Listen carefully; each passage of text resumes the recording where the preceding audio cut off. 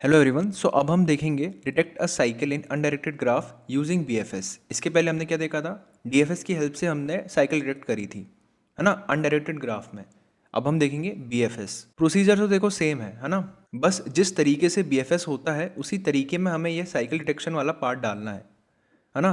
Code काफ़ी DFS जैसा ही है। जैसा हमने डीएफएस में किया था ना, वैसे ही हमको यहाँ पे करना है। सेम बिल्कुल वैसी ही प्रोसेस लगानी है। बस यहाँ पे बीएफएस करना है डीएफएस की जगह, है ना। तो जो पेरेंट वाला लॉजिक था कि भाई पेरेंट की इन्फॉर्मेशन भी भेजो, वहाँ भी हम सेम चीज़ करने वाले हैं। अगर डायरेक्टली इस वीडियो में आ रहे हो तो आई सजेस्ट एक बार detect a cycle in undirected graph using DFS देख लो, है ना। इसके जस्ट पहले वाली वीडियो है, वो मैं लिंक डिस्क्रिप्शन में भी डाल दूंगा, कोई दिक्कत नहीं है, वो देख लेना। वहाँ पे मैंने थोड़ा अच्छे से डिटेल में समझाया है कि साइकिल कैसे डिटेक्ट करते हैं, उसका लॉजिक क्या होता है। अब यहाँ पे हम वही लॉजिक लगाने वाले हैं, पेरेंट की इन्फॉर्मेशन पास करेंगे। तो शुरुआत करते हैं यहाँ से। अब हमको पता है यहाँ पे, आई अज्यूम कि तुमको बीएफएस आता है। हम इतना आगे आ चुके हैं, हमने ट्रीज कर लिया है ना, ग्राफ में भी काफ़ी कुछ कर चुके हैं। तो डीएफएस और बीएफएस तो आना ही चाहिए। अब यहाँ पे मैं बीएफएस नहीं बताने वाला कि बीएफएस कैसे लगता है, ठीक है। तो इसको देखते हैं करना कैसे है ना। ये मेरा एग्जाम्पल है जिसके थ्रू मैं समझाने वाला हूँ, और एक क्यू तो लगेगी हमको क्योंकि हम बीएफएस से डील कर रहे हैं, है ना। शुरुआत करेंगे हम यहाँ से। अब देखो वही चीज़ आने वाली है यहाँ पे जो हमने डीएफएस में करी थी, जो पेरेंट वाला लॉजिक लगाया था, है ना।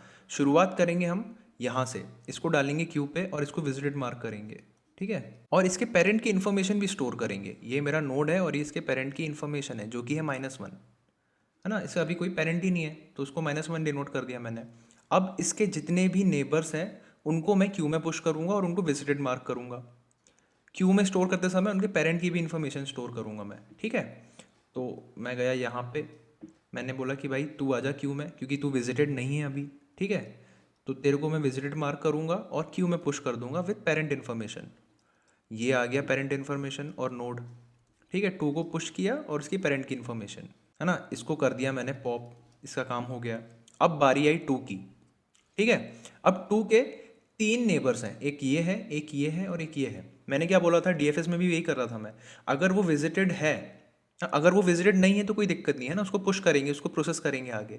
लेकिन अगर वो विजिटेड है तो मुझे चेक करना है क्या वो मेरा पेरेंट है। अगर वो पेरेंट है तो कोई दिक्कत नहीं है, लेकिन अगर पेरेंट नहीं है तब मैं बोलूँगा साइकिल डिटेक्ट हुई है। तो मैं चेक कर लेता हूँ, देखो एक तो ये विजिटेड है लेकिन ये मेरा पेरेंट भी है तो कोई दिक्कत नहीं है। तो उसी तरह मैं 3 और 4 को पुश कर दूंगा क्योंकि ये विजिटेड नहीं है, ठीक है। इनको विजिटेड मार्क करके और पेरेंट की इन्फॉर्मेशन के साथ स्टोर कर दूंगा मैं। तो 3 का पेरेंट हो जाएगा 2 और 4 का भी पेरेंट 2, है ना। तो ये दोनों को कर दिया मैंने पुश विथ पेरेंट इन्फॉर्मेशन, है ना। और इसको कर दिया है मैंने पॉप। अब बारी आई 3 की, ठीक है। 3 भी वही करेगा, 2 को देखेगा और 5 को देखेगा।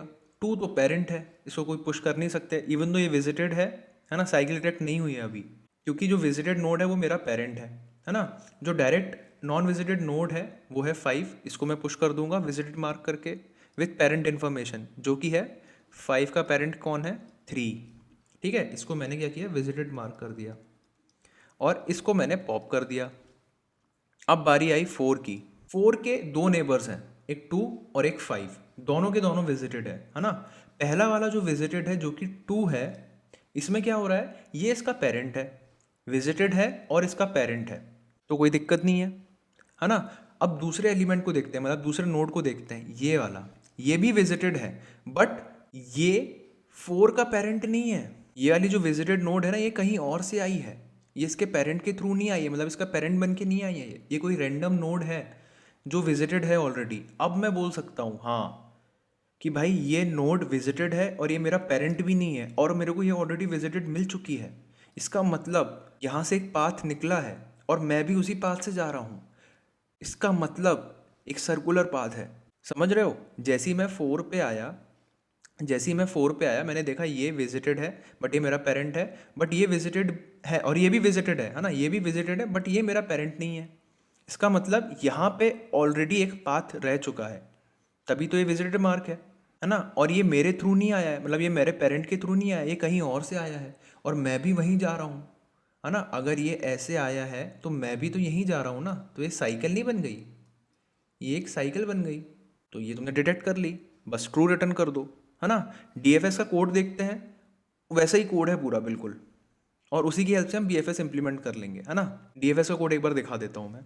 ये वाला जो बेसिक कोड है ना, यही लिखना है हमको कि अगर मेरा नेबर विजिटेड नहीं है तो वहाँ से कंटिन्यू करो DFS, है ना। यहाँ पे हम BFS कंटिन्यू करेंगे, मतलब वो क्यू में पुश करेंगे। लेकिन अगर वो विजिटेड है तो ठीक है, लेकिन अगर वो मेरा पेरेंट भी नहीं है तो मैं बोल दूंगा कि हाँ भाई साइकिल मिल चुकी है ना। तो यही काम हम BFS से करवाएंगे। तो चलो उसको कोड कर लेते हैं, ठीक है। इसी कोड को चेंज करूँगा, हाँ, यहाँ पे ज़्यादा चेंजेस नहीं करने मुझे, बस यहाँ पे BFS लिखना है, बाकी सब ऑलरेडी इम्प्लीमेंटेड है, ठीक है। मैंने BFS लिखा, यहाँ भी BFS हो जाएगा। ये सब मैंने समझा रखा है ना पिछले वीडियो में, तो मैं यहाँ पे टाइम वेस्ट नहीं कर रहा हूँ। और है ना, इस लाइन को हटा देंगे क्योंकि ये DFS का पार्ट है। और क्या क्या है, ठीक है ना। चलो यहाँ पे मैंने क्या किया, शुरुआत करी पहले अपने नोड को विजिटेड मार्क करके, है ना। अब क्योंकि ये एक BFS है तो मुझे यहाँ पे क्यू लगेगा, तो क्यू डिफाइन कर देता हूँ। और ये क्यू क्या होगा, पेयर ऑफ इंट, है ना, क्योंकि मुझे यहाँ पे पेरेंट की भी इंफॉर्मेशन स्टोर करनी है और करंट नोड की भी इंफॉर्मेशन स्टोर करनी है। Pair of int comma int, ठीक है, इसको क्यू बोल देता हूँ। और क्यू डॉट पुश, क्या पुश करना है मुझे, एक वेक्टर पुश करता हूँ जिसमें जो नोड है और उसका जो पेरेंट, उसके पेरेंट की इन्फॉर्मेशन, है ना। ये है मेरा पहला पुश, पहले एलिमेंट का, है ना। मैंने ये इसको पुश कर दिया इसमें। अब यहाँ से मैं लिखूँगा BFS की process, while Q is not empty, है ना। ठीक है, जब तक क्यू एम्प्टी नहीं हो जाता तब तक मुझे BFS चलाना है। अब क्या करूँगा मैं, BFS चलाने के लिए सबसे पहले जो फ्रंट में, जो क्यू के फ्रंट में नोड है उसको निकाल लेता हूँ, है ना। तो उसके भी दो हैं, एक तो पेरेंट इन्फॉर्मेशन है और एक नोड की इन्फॉर्मेशन है। तो इंट करेंट नोड, है ना, current node is equals to Q dot front dot first, ठीक है। और ये हो जाएगा int parent is equal to Q dot front dot second. अब ये वाला जो फॉर लूप है ना, ये मुझे लेना है अंदर इसके, है ना। ये आ गया यहाँ पे, और इसको थोड़ा फॉर्मेट कर देते हैं। अब ये एडजेसेंसी मैट्रिक्स है इसकी नोड की, है ना। तो यहाँ पे ये हो जाएगा करंट नोड। अब देखो इसके जितने भी नेबर्स हैं उन पे एक एक करके मैं जाऊँगा, है ना। क्यू के, है ना, करंट जो भी नोड है मेरा, जो भी, है ना, मैंने जो भी पुल किया है क्यू के फ्रंट से, जो भी करंट नोड है उसके सारे नेबर्स में एक एक करके जाके चेक करूँगा मैं, क्या वो विजिटेड है। अगर वो विजिटेड है तो चेक करो क्या वो मेरा पेरेंट है कि नहीं, है ना। अगर वो मेरा पेरेंट है तो कोई दिक्कत नहीं है, लेकिन अगर वो मेरा पेरेंट नहीं है तो वहाँ पे एक साइकिल डिटेक्ट होगी, है ना। तो उस हिसाब से ये हो जाना चाहिए ऐसा। और अगर वो विजिटेड नहीं है ना, अगर वो विजिटेड नहीं है तब मैं उसको पुश कर दूंगा पेरेंट की इन्फॉर्मेशन के साथ। तो वो हो जाएगा क्यू डॉट पुश, इसमें क्या क्या इन्फॉर्मेशन जानी चाहिए, एक तो नेबर की, और पेरेंट क्या है मेरा, करेंट नोड, है ना, करेंट नोड है मेरा पेरेंट, ये पुश करना है। और इसको विजिटेड मार्क करना है, तो visited of neighbour is equal to 1। बस इतना ही करना है और कुछ नहीं करना है, बस ये चीज़ चेंज करनी थी। और ये वाइल लूप ऐड करना था जो कि BFS में करते हैं, बाकी सब कुछ वैसा का वैसा ही है। तो तुमको अगर DFS आता है तो BFS से भी हो जाएगा, है ना। इसको कंपाइल करके देखते हैं, आई होप कोई एरर ना आए। कंपाइलेशन तो हो गया है, सबमिट करके देखते हैं।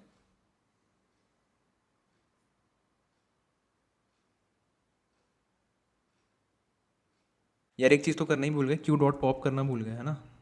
पॉप करना मत भूलना, नहीं तो तुम्हारा ऐसे तो बहुत गंदा फट जाएगा कोड, है ना। इसको सबमिट करके देखते हैं फिर से चलता है कि नहीं। बढ़िया, चल गया। तो आई होप समझ में आया होगा, सिंपल सा प्रॉब्लम था। एक छोटी सी गलती कर दी, ये पॉप करना मत भूलना, है ना। जैसे हम पॉप कर रहे थे एक करके, पॉप करना मत भूलना। बाकी कोड ज़्यादा डिफिकल्ट था नहीं, है ना। DFS आता है तो ये BFS वाला भी बना ही लोगे। बस ये चीज़ तो कॉमन थी ऑलरेडी। ये वाइल लूप तुमको एक्स्ट्रा ऐड करना था, और ये क्यू पुश डॉट वाली कंडीशन ऐड करनी थी, और क्यू चाहिए था जो कि BFS में हमेशा लगता ही हमको, कुछ नई बात नहीं है ये, है ना। बाकी ये तो हमने छुआ भी नहीं पूरा, ये वाला पार्ट। और overall structure of the code skeleton वो पूरा वैसे का वैसे ही था, है ना। कोई नया आर्ग्यूमेंट भी नहीं लगा, है ना। तो आई होप समझ में आया होगा। अगर वीडियो पसंद आई है तो लाइक कर दो, शेयर कर दो, सब्सक्राइब कर दो, है ना। और थोड़ा फैला दो उसको यार, बहुत मेहनत लग रही है वीडियोस बनाने में। अगर पसंद आ रहा है कंटेंट तो शेयर ज़रूर करना, है ना। चलो नेक्स्ट वीडियो में मिलते हैं।